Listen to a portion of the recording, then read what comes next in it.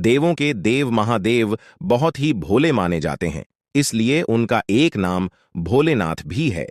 पौराणिक मान्यता अनुसार भगवान शंकर को प्रसन्न करने के लिए किसी भी तरह के खास विशेष पूजन की आवश्यकता नहीं होती, क्योंकि कहा जाता है कि वह तो भोले हैं और भक्त की मन से की गई क्षणिक मात्र की भक्ति से ही वह प्रसन्न हो जाते हैं। अगर आप भी शिव की भक्ति और कृपा पाने के लिए सावन के सोमवार का व्रत करते हैं, तो इस कथा से भोलेनाथ को प्रसन्न कर सकते हैं। एक बार किसी एक नगर में एक साहूकार था। उसके घर में धन की कोई कमी नहीं थी, लेकिन कोई संतान न होने के कारण वह बहुत दुखी था। संतान प्राप्ति के लिए वह हर सोमवार को व्रत रखता था और श्रद्धा के साथ शिव मंदिर जाकर भगवान शिव और माता पार्वती की पूजा करता था। उसकी भक्ति देखकर एक दिन मां पार्वती प्रसन्न होकर भगवान शिव से साहूकार की मनोकामना पूर्ण करने का निवेदन किया। पार्वती जी के आग्रह पर भगवान शिव ने कहा कि हे पार्वती, इस संसार में हर प्राणी को उसके कर्मों का फल मिलता है और जिसके भाग्य में जो हो उसे भोगना ही पड़ता है। लेकिन पार्वती जी ने साहूकार की भक्ति देखकर उसकी मनोकामना पूर्ण करने की इच्छा व्यक्त की। माता पार्वती के आग्रह पर शिवजी ने साहूकार को पुत्र प्राप्ति का वरदान तो दिया, लेकिन उन्होंने बताया कि यह बालक 12 वर्ष तक ही जीवित रहेगा। माता पार्वती और भगवान शिव की बातचीत को साहूकार सुन रहा था, इसलिए उसे ना तो इस बात की खुशी थी और ना ही दुख। वह पहले की भांति शिवजी की पूजा करता रहा। कुछ समय के बाद साहूकार की पत्नी ने एक पुत्र को जन्म दिया। जब वह बालक 11 वर्ष का हुआ तो उसे पढ़ने के लिए काशी भेज दिया गया। साहूकार ने पुत्र के मामा को बुलाकर उसे बहुत सारा धन देते हुए कहा कि तुम इस बालक को काशी विद्या प्राप्ति के लिए ले जाओ। तुम लोग रास्ते में यज्ञ कराते जाना और ब्राह्मणों को भोजन दक्षिणा देते हुए जाना। दोनों मामा भांजे इसी तरह यज्ञ कराते और ब्राह्मणों को दान दक्षिणा देते काशी नगरी निकल पड़े। इस दौरान रात में एक नगर पड्डेद था, जहां नगर के राजा की कन्या का विवाह था, लेकिन जिस राजकुमार से उसका विवाह होने वाला था वह एक आंख से काना था। राजकुमार के पिता ने अपने पुत्र के काना होने की बात को छुपाने के लिए सोचा, क्यों न उसने साहूकार के पुत्र को दूल्हा बनाकर राजकुमारी से विवाह करा दूं।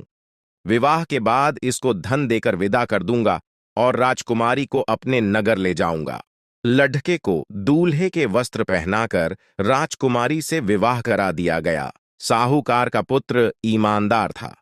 उसे यह बात सही नहीं लगी, इसलिए उसने अवसर पाकर राजकुमारी के दुपट्टे पर लिखा कि तुम्हारा विवाह तो मेरे साथ हुआ है, लेकिन जिस राजकुमार के संग तुम्हें भेजा जाएगा वह एक आंख से काना है। मैं तो काशी पढ़ने जा रहा हूं। जब राजकुमारी ने चुन्नी पर लिखी बातें पढ़ी तो उसने अपने माता पिता को यह बात बताई। राजा ने अपनी पुत्री को विदा नहीं किया, फिर बारात वापस चली गई। दूसरी ओर साहूकार का लड्डी एचका और उसका मामा काशी पहुंचे और वहां जाकर उन्होंने यज्ञ किया। जिस दिन लड्डेचका 12 साल का हुआ उस दिन भी यज्ञ का आयोजन था। लड्डेचके ने अपने मामा से कहा कि मेरी तबीयत कुछ ठीक नहीं है। मामा ने कहा कि तुम अंदर जाकर आराम कर लो। शिवजी के वरदानुसार कुछ ही देर में उस बालक के प्राण निकल गए। मृत भांजे को देख उसके मामा ने विलाप करना शुरू किया। संयोगवश उसी समय शिवजी और माता पार्वती उधर से जा रहे थे। पार्वती माता ने भोलेनाथ से कहा, स्वामी, मुझे इसके रोने के स्वर सहन नहीं हो रहा, आप इस व्यक्ति के कष्ट को अवश्य दूर करें। जब शिवजी मृत बालक के समीप गए तो वह बोले कि यह उसी साहूकार का पुत्र है जिसे मैंने 12 वर्ष की आयु का वरदान दिया था। अब इसकी आयु पूरी हो चुकी है।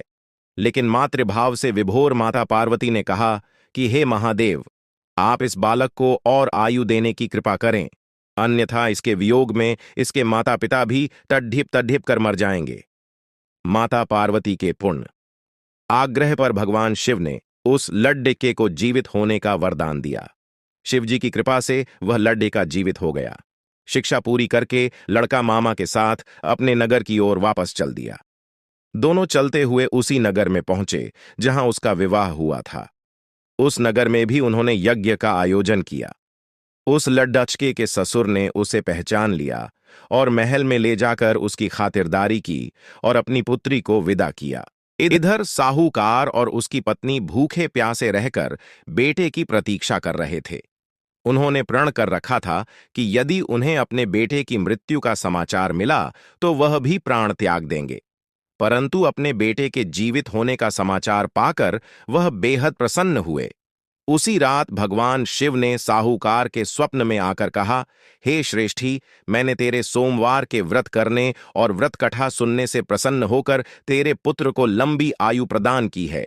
इसी प्रकार जो कोई सोमवार व्रत करता है या कथा सुनता और पढ़ता है, उसके सभी दुख दूर होते हैं और सभी मनोकामनाएं पूर्ण होती हैं।